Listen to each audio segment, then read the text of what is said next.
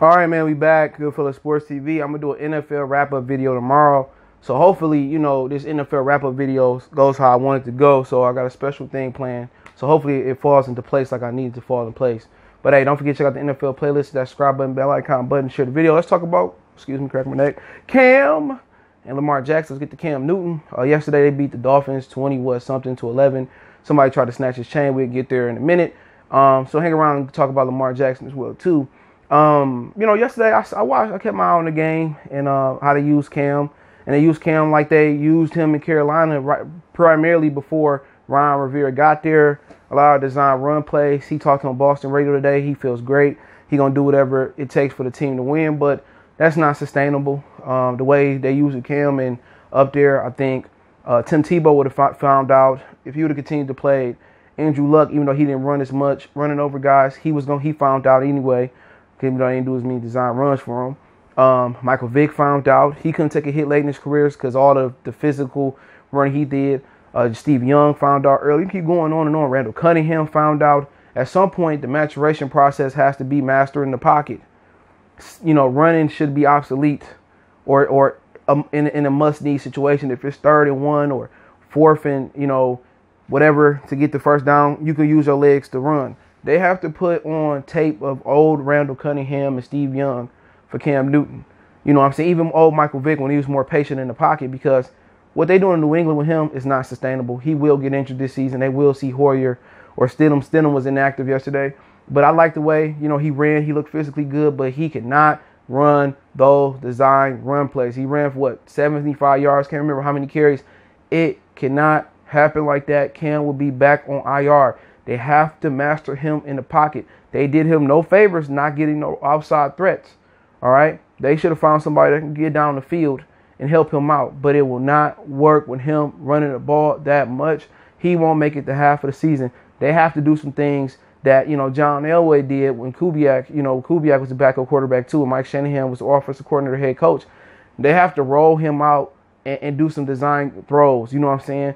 They have to keep him in the pocket, and he has to make throws down the field and intermediate. It will not work with Cam running the ball that much. Cam has to sit in the pocket. It's been proven over and over again with mobile quarterbacks. You have to master the pocket and run less. Now, if we get down in December and you got to have, you got to pull some tricks out your ass to make the playoffs, you're in the playoffs, go all for it, go be it, run the ball.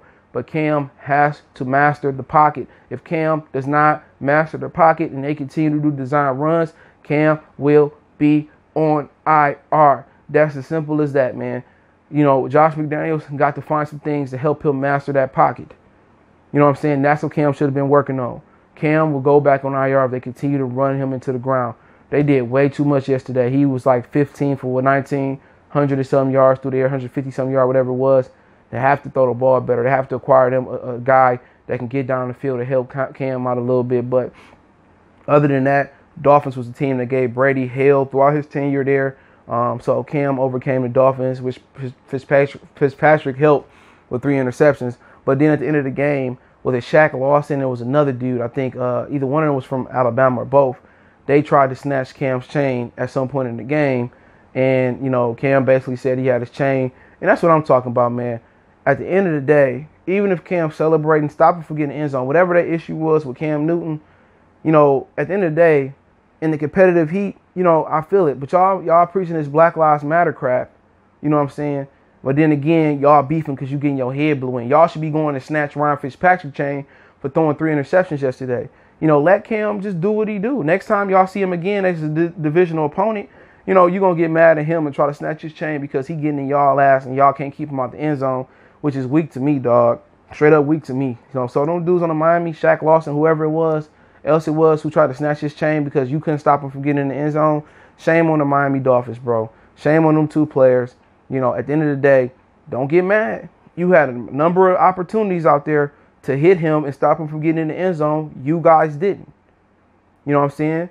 And Cam said he had 2 chains on. I think he kept his chain. So they tried to do the little Michael Crabtree Talib thing, which Talib did retire this year after turning down an offer from Bill Belichick. My whole thing is this, man.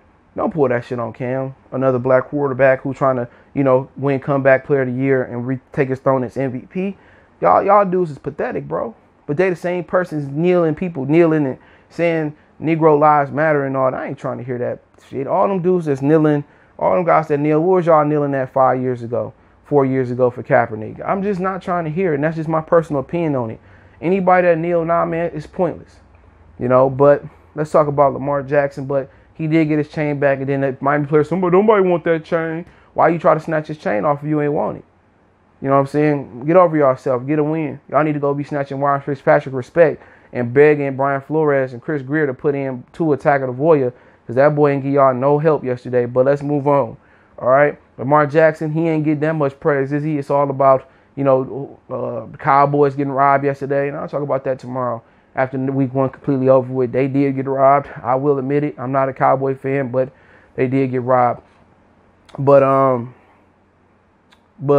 you know, all the talk was about that. The Lions game. Oh my God, I ain't mad at DeAndre Swift. We led to see another game. He dropped the ball. Day, I mean, but yeah, man. You know, yesterday, you know, Lamar Jackson did his thing. He carried the ball, I think, only 7 times, so that's good. And a few things I watched that game I didn't like. I didn't like him being up by double digits instead of running out of bounds, taking unnecessary punishment. He another dude. I like how they cut his carries down yesterday, man. He threw the ball well. Mark Andrews caught 2. Willie Snead caught 1. J.K. Dobbs scored 2. And he seemed like he's starting to mature a little bit. Hollywood Brown got over 100 yards. He throwing the ball well. But now it's time to reduce his run, especially early in the season. Let's reduce his running. They're going to respect the run regardless. He don't even have to run. They're going to respect the run and keep contained. You know what I'm saying? So let's get him running the ball. Dobbs from Ohio State did a good job yesterday. You know, Mark Ingram, you got some dogs down there. Let's run that ball, and let's do everything off the play action, and let's just keep it simple. The threat of Lamar running is going to scare dudes. You know what I'm saying? So early on the season, he shouldn't even have to run. They shouldn't even have no quarterback keepers or nothing. If he running, it's just simply the play broke down, and it's his last option. It's time for him to continue to go through progressions, continue to get the ball out of his hands into his hot rod when the blitz is coming, learn to pick up blitzes and all that stuff as he's doing. But the design runs got to stop if they want to get the most out of Lamar Jackson. It's been proven time and time again. Cunningham been injured so many times. Steve Young knocked out of games. They have to make the kids stay in the pocket. Make them stay in the pocket. The threat of the run is always established. Now, when teams say down the stretch, well, Lamar ain't running that much no more. We ain't got to respect the run. Then you can break out some of those design runs late in the season. But let's keep them fresh. Right now, you know, people saying, oh, he moving well. He taking the abuse well. Those punishment add up. Lamar will be lucky if he keep taking his punishment to get to the middle of his second contract or get to a third contract. You know, they got this. They got to throw the ball more.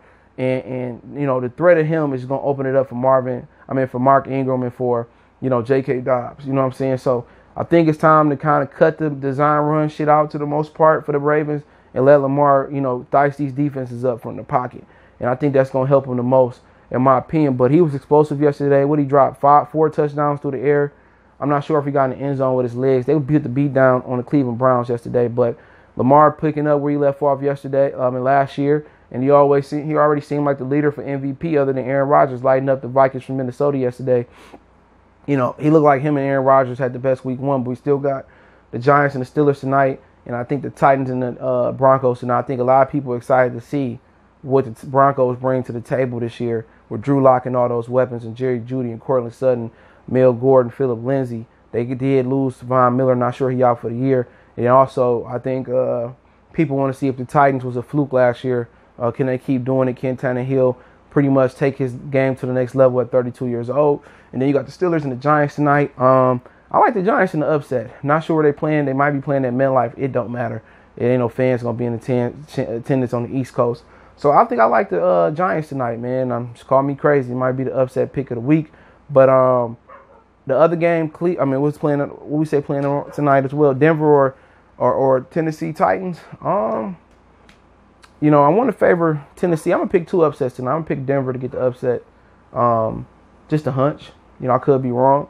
Could be wrong. Just a hunch. But, yeah, let me know what you guys think about the video. Don't forget me on Facebook, Instagram, Twitter. You can reach out if you got business, question, inquiry, sponsorship, video requests. Keep sharing the videos. Want to make a donation to the channel. Cash App is CJGood313. $CJGood313. PayPal link in the description. Best way to donate is just to share the video, man. Hit the subscribe button, bell icon button, comment. Appreciate the love, support. Check out our NFL playlist, and I'll do the wrap-up video tomorrow. One time for the one time we go.